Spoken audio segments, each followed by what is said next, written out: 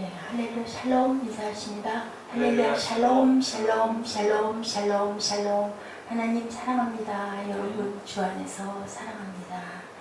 예, 오늘은 특별히 하나님 세상에서 살라고 저를 땅에 내주신 날이어서 어저께 열왕기상 9장을 이렇게 묵상하다가 벼랑간에 가난하게도 마옵시고 말씀이 생각이 나서 오늘은 특별히 잠언 말씀, 잘 아시는 말씀이긴 하지만 가난하게도 부하게도 마옵소서 하는 제목으로 여러분과 함께 잠깐 은혜를 나눕니다. 악의 아들 아굴의 잠언이니 야게의 아들 아굴의 잠언이니 그가 이디엘과 우발에게 이르는 것이니라. 솔로몬의 잠언이 아니라 야게의 아들 아굴의 잠언입니다. 나는 다른 사람에 비하면 짐승이라. 왜 이렇게 했을까요? 나는 지혜를 배우지 못하고 거룩한 시사를 아는 지식이 없거니와.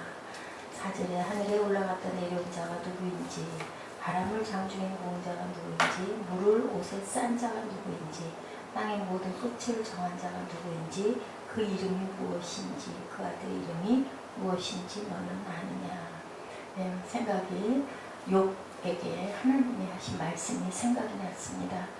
이렇게 우리가 모르죠. 아무것도 모르는 우리는 정말 그 짐승만도 못하는 우리다.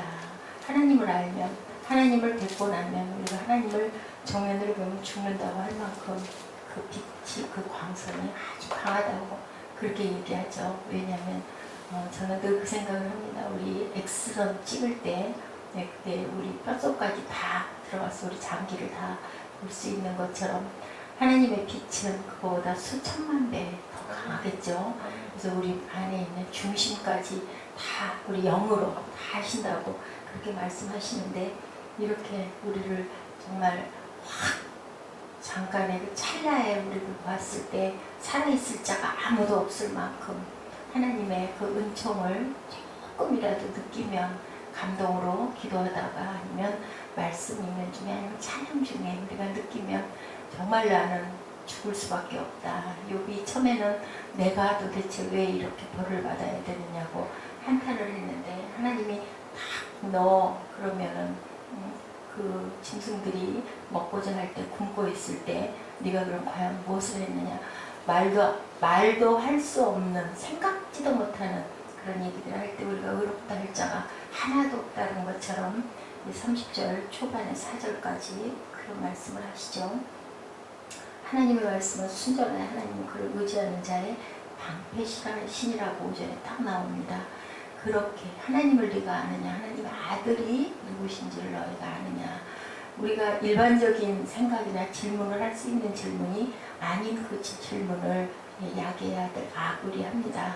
하나님을 우리가 알아야 정말로 지혜로운 자다, 총명한 자다 할 수 있는데 우리가 안다는 것이 정말 어떻게 아무것도 없습니다.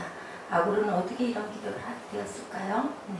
잠언서는 지혜를 말하는데 그 지혜는 어디서 주셔요? 하늘에서 주시는 것이 바로 지혜죠. 잠언도 하나님을 경외하는 지혜가 담긴 것이라고 한다면, 지혜가 없이 기도하면 우리는 우리의 욕망대로 기도하게 되는 건데, 하나님의 지혜를 얻으면 우리는 하나님의 마음에 합한 기도를 하게 되죠. 가장 대표적인 그러한 인물이 다윗이라고 그렇게 생각을 합니다. 그래서 내 마음에 합한 자라고 그렇게 얘기한 것처럼 아굴 또한 그런 지혜로운 기도를 하고 있어요. 참 저는 이 7절 8절 말씀이 얼마나 좋은지를 몰라요. 두 가지를 주께 구하였사오니 나의 죽기 전에 주시옵소서 했어요. 저도 이렇게 기도하고 싶어서 이 말씀을 여러분과 함께 합독하고 싶었습니다. 허탄과 거짓말을 내게 멀리 하옵시며 나로 가난하게도 마옵시고 부하게도 마옵시고 오직 필요한 양식으로 내게 먹이시옵소서. 저에게 가장 필요한 게 지금은 이 말씀인 것 같고요.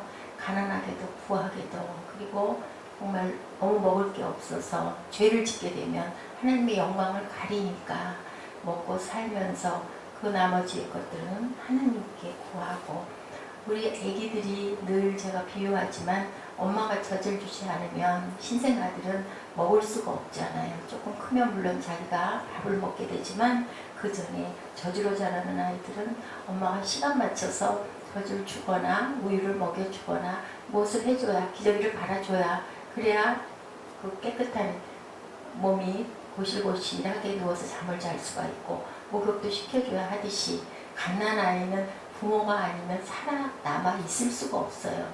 우리는 아버지에게 이런 존재들이기 때문에 가난하게도 부하게도 먹을 양식도 구절에 도둑질하고 내 하나님의 이름을 욕되게 할까. 우리는 우리가 할 수 있는 게 아무것도 없기 때문에 일용할 양식을 주옵시면 그것으로 먹고 감사하고 하나님을 찬양하고 영광 돌리는 저와 여러분이 되어야 할 줄로 믿습니다.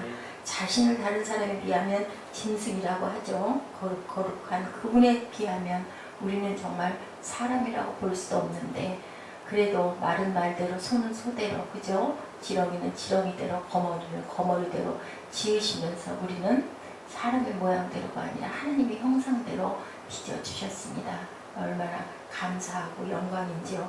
그렇기 때문에 우리 내면이 그렇게 닮아가야 되겠죠. 그런데 정말 우리는 정말 드러낼 것이 없다. 두렵고 떨리고 화로다. 망하게 되었도다. 하나님의 영광을 뵌 사람들의 고백이에요. 그죠? 이사야가 그랬죠. 나는 이제 망하였도다 라고 합니다. 세상의 지혜와 지식을 가진 자들이 많은데 하늘에 올라갔다 내려온 자가 누구인지 아느냐고 묻죠. 바람을 장중에 모은 자가 누구인지, 물을 옷에 싼 자가 누구인지, 땅의 모든 끝을 정한 자가 누구인지, 그 이름이 무엇인지, 그의 아들의 이름이 무엇인지 너는 아느냐고. 아구리 시대나 오늘이나 과연 이런 질문들이 우리의 관심사이기나 하겠습니까? 일반적으로 봤을 때는요. 하나님의 은혜를 경험한 자들만이 이 생각을 할 수가 있기 때문에 얼마나 큰 은혜고 얼마나 큰 영광일까요? 참 감사한 거죠. 욥이 그랬었죠. 세상에 것을 누가 더 많이 소유했는가에 대해서 싸움을 하고 있는 우리들입니다. 이 세상에 전부 있냐? 그죠? 하루아침에 욥은 아무 이유도 없이 자신의 모든 것을 다 잃어버리고, 마누라가 도망가죠. 죽으라고 해라. 네가 믿는 하나님을. 어떻게 있을 수가 있는 일이냐 하고 가버립니다. 자기 몸에 심한 종기가 나서 기와장으로 긁고 있으면서도 입으로는 범죄하지 않고 주신 이도 하나님이시여 취하신 이도 하나님이시라고, 그래서 하나님이 경배를 받으셔야 한다고 하죠. 욕을 위로한다고 새 친구가 돌아가면서 공격을 하죠. 네가 뭐 잘못한 게 있어서 그렇지 않느냐. 하나님 앞에서 사람이 어찌 의롭다 하며 여자에게서 난 자가 어찌 깨끗하다 하겠느냐. 구더기와 같은 지렁이와 같은 인생 아니냐라고 합니다. 하나님 앞에 사람이 어떻게 의롭다 할 자가 없죠. 이 말에 욥은 순응하지 않죠. 처음에는 자기는 이렇게 당할 만한 죄가 없다고 그랬을 때 욥기 34장 4절에서 6절에 그렇게 말씀하십니다. 내가 땅의 기초를 놓을 때 내가 어디 있었고 내가 깨달아 알았거든. 말해라. 누가 그것에 도량법을 정하였는지, 누가 그 줄을 그것에 위에 띄었는지 내가 아느냐. 그것이 주추는 무엇에 세웠으며 그 모퉁이 돌은 누가 놓았느냐. 이 질문들을 보면서 생각지도 못했던 것을 알게 하신 하나님께 무릎을 꿇을 수밖에 없었던 욥처럼 우리는 하나님의 아님을 알 수 있는 게 아무것도 없습니다. 욥이 답변하죠. 나는 비천하오니 무엇이라 내 주께 대답하리까. 손으로 내 입을 가릴 뿐입니다. 귀로 듣기만 하였사오나 이제는 눈으로 주를 배웠나이다. 그러므로 내가 스스로 거두어드리고 티끌과 재 가운데 회개하나이다. 하나님의 말씀을 들은 욥은 회개할 수밖에 없었습니다. 누구도 의롭다 할 자가 없는 거죠. 아무것도 알 수 없는 우리는 정말 지렁이와 같은 그런 자들일 수밖에 없는데, 살려주시고 살려놓으시고 세상을 다스리라고 저희들에게 생육하여 번성하라고 귀한 에덴을 그렇게 주셨는데도 불구하고 우리는 거듭거듭 하나님 실망시킵니다. 요한복음 3장 12, 13절에 내가 땅의 일을 말하여도 너희가 믿지 아니하거든 하물며 하늘의 일을 말하면 어떻게 믿겠느냐. 하늘에서 내려온 자 곧 인자 외에는 하늘에 올라간 자가 없다라고 하죠. 율법 선생님이라는 니고데모에게 예수님의 말씀하시죠. 하늘에서 내려온 자 곧 인자 외에는 하늘에 올라간 자가 없다라고 말씀합니다. 그렇다면 아굴의 질문의 답변은 예수님이시죠. 이렇게 하나님과 성삼위 하나님을 우리가 아는 것, 그 아들의 이름이 또한 예수님인데, 참 참된 지혜란 그리스도를 아는 것이죠. 우리가 힘써 알아야 될 줄로 믿습니다. 예수 그리스도의 십자가 앞에서만 우리가 어떻게 될까요? 회개할 수 있고 입을 막고 우리가 정말 티끌 가운데서 회개해야 되겠죠. 누가복음 12장 31절에서 21절에 어떤 사람이 유산 문제로 예수님께 도움을 요청하죠. 형이 아버지의 유산을 동생에게 나눠주지 않았기에 자기 형에게 명하여 유산을 나누게 해달라고 요청합니다. 예수님이 누가 나를 너의 재판장이나 물건 나누는 자로 세웠느냐라고 책망하시죠. 그렇죠. 참과 모든 탐심을 우리가 물리쳐야 됩니다. 잠언 말씀이 하나님을 의지하는 자의 방패가 된다. 5절 6절에 그럽니다. 그 말씀에 더하지 말라는 거죠. 항상 하나님을 의지하고 그 말씀대로만 살려고 저희들이 애쓰고 힘써 노력해야 할 줄로 믿습니다. 우리 힘으로도 못하죠. 하나님께서 성령께서 도와주셔야 합니다. 계시록의 말씀에 그렇게 말씀하고 있죠. 더하거나 빼지 말라고. 성경이 예수 그리스도를 증거하는 것에서 더하거나 빼지 말아야 된다는 거죠. 하나님의 말을 온전하게 하지 않으면 죽으리라고 말씀하세요. 누구도 하나님의 말씀 그대로 1.1획도 변함이 없는 말씀대로 욥이 무엇을 잘못했다고 티끌 가운데서 회개했을까요? 의롭다고 했지만 하나님의 편연을 뵙고 나니 나는 정말 아무것도 아니고 나는 죄인일 뿐입니다 라고 회개할 수밖에 없습니다. 두 가지를 주께 구하겠는데 죽기 전에 꼭 거절하지 말고 우리가 이루고 싶은 것들이 많은데 하나님을 우리가 만나면 두 가지를 구해라 하면 무엇을 구할까요? 그죠? 제일 첫째는 좀 가진 것 좀 많았으면 좋겠습니다 할 것 같아요. 그런데 이렇게 아구리 기도하죠. 헛된 것과 거짓말을 내게서 멀리하여 달라고. 왜냐하면 그래야 우리가 천국을 소유하지 않겠습니까? 땅에서 가진 거 많고 배불리 뭐 하겠어요. 죽을 수밖에 없는 인생인데 저는 정말 지혜로운 것을 구했다. 내가 지금 온 힘을 다하고 있는 일이 헛되지 않은 것이 뭘까?